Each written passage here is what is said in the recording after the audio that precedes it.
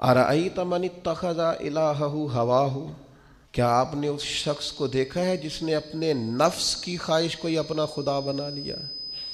ارأیت، کیا آپ نے دیکھا ہے من اتخذ الہہ ہواہ، اس شخص کو دیکھا ہے جس نے خواہش نفس کو ہی خدا مان لیا؟ نبی پاک صلی اللہ تعالی علیہ وسلم نے ارشاد فرمایا، آسمان کے سائے کے نیچے اللہ کے سوا پوجے جانے والے معبودوں میں سے سب سے سنگین اللہ کے نزدیک وہ معبود ہے جو لوگ اپنے نفس کی خواہش کو معبود بنا کے پوجتے ہیں۔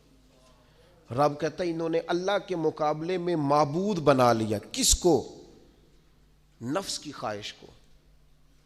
ایک طرف اللہ کا حکم ہے، ایک طرف نفس کی خواہش ہے، چلتے کس طرف ہیں؟ رب کہتا ہے انہوں نے نفس کی خواہش کو اپنا معبود بنا لیا، اللہ کا حکم نہیں مانتے۔ میں آپ سے ایک بات پوچھتا ہوں،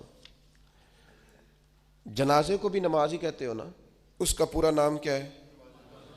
وہ بھی نماز ہے، اور فجر والی بھی نماز ہے۔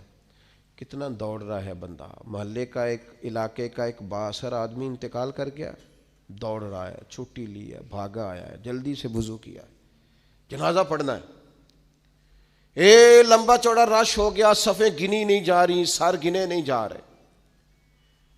یہ کس لیے آئے؟ کہتے ہیں نماز پڑھنے ہیں جنازے کی۔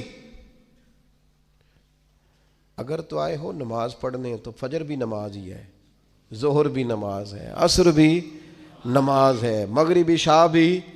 اگر تو نماز پڑھنے آئے ہو تو بتاؤ یہ والی چھٹی تم نے 5 نمازوں میں کیوں نہیں لی؟ اگر تو آئے ہو نماز پڑھنے تو پھر بتلاؤ یہ والا اہتمام فجر میں کیوں نہیں ہوا؟ یہ تم نماز پڑھنے نہیں آئے، یہ ہم اللہ کے حضور حاضری دینے نہیں آئے۔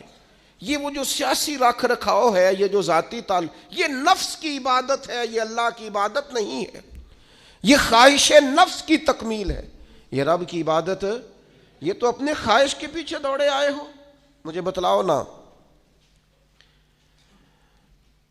وہ ایک شاعر تھے، انہوں نے بات تو بڑی غلط کی، لیکن چلو بعض اوقات نصیحت کے لیے کچھ باتوں کو دہرا دینا چاہیے۔ پاکستان کے ایک معروف شاعر تھے، ان سے کسی نے کہا کہ آپ مسلمان ہیں؟ کہنے لگا آدھا مسلمان ہوں آدھا کافر ہوں۔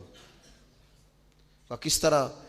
کہنے لگا اسلام کے اندر خنزیر بھی حرام ہے اور شراب بھی حرام ہے، لیکن میں خنزیر نہیں کھاتا، شراب پی لیتا ہوں، معاذ اللہ ثم معاذ۔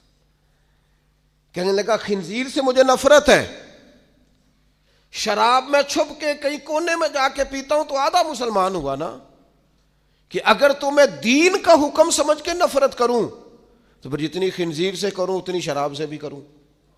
تو کسی نے اس پر تنقید کرنی چاہیے تو اس نے کہا ٹھہر جا ذرا سن، جس طرح شراب حرام ہے، جس طرح جوا حرام ہے، جس طرح خنزیر حرام ہے، ملاوٹ بھی تو اسی طرح ہی حرام ہے، حرام مال بھی تو اسی طرح ہی حرام ہے۔ یہ کیسی تمہارے نفس کی خواہش ہے کہ خنزیر نہیں کھاتے؟ کہتے ہیں کہ کسی علاقے میں ایک آفیسر تھا، تو وہ سب حرام مال اکٹھا کرتا تھا، تو کوئی کسی کی ضرورت ہی نہیں تھی اس سے بات کرنے کی۔ تو ایک بوڑھی اماں تھی، وہ بڑی حق بات کہنے کا مزاج رکھتی تھی، تو ان کی مرغی مر گئی، تو اس کے گلے پہ چھری چلا کے نا تو اس آفیسر کے گھر دے آئیں دیسی مرغی۔ تو وہ شام کو شکریہ ادا کرنے آ گیا، کہنے لگا اماں کمال کر دیا، دیسی مرغی تو کوئی کسی کو دیتا ہی نہیں۔ کہنے لگے بیٹے نہیں، کمال والی بات نہیں، مر گئی تھی۔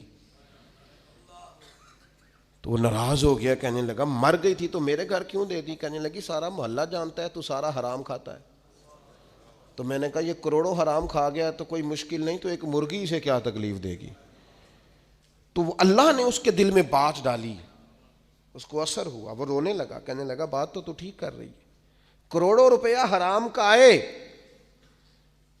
تو وہ چونکہ نفس پسند کر رہا ہے تو وہ ٹھیک ہے، اور ایک مرغی صرف چھری نہیں چل سکی مر گئی تو اس سے الٹی آ رہی ہے، کہہ رہی ہے کیا مطلب ہے اس کا؟ وہ ہمارے ایک دوست ہیں، وہ کہتے ہیں ہمارے زمانے میں لوگ اس طرح کے پرہیزگار ہیں کہ ایک شخص کو ایک نیا جوتا مل گیا کہیں گرا ہوا، اس نے اس کا مالک ڈھونڈنا شروع کیا، کسی کا نیا جوتا گر گیا سڑک پہ تو ڈھونڈتا رہا، ایک پیر تھا، ڈھونڈتا رہا، وہ کس کا ہے بھائی کس کا ہے؟ تھوڑی دیر آگے جا کے اسے اس کا دوسرا پیر بھی مل گیا، پھر اس نے مالک ڈھونڈنا چھوڑ دیا۔ پہلے وہ نیک تھا، کیونکہ ایک جوتا تھا نا، پہن نہیں سکتا تھا۔